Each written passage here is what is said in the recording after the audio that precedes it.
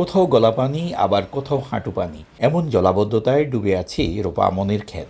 শুকনো জমিতে শশা ক্ষেত করেছিলেন কৃষক মনসুর খান। উৎপাদনও হয়েছিল বেশ, কিন্তু যখন লাভের মুখ দেখা শুরু করলেন, শুরু হলো টানা ভারী বর্ষণ। জলাবদ্ধতার শিকার হয় তার 50 শতক জমির শশা ক্ষেত। নষ্ট হয়ে যায় 3 লাখ টাকার পুঁজি।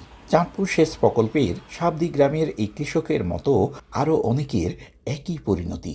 একটা বীজের কাঠিও নাই, আমরা যে পরবর্তীতে কোনো জমিতে একটা বীজ রোপণ করব তার সুযোগ নাই। খাল, বিল আর পুকুরের পানি একাকার হয়ে মাছের খামারেরও লোকসান।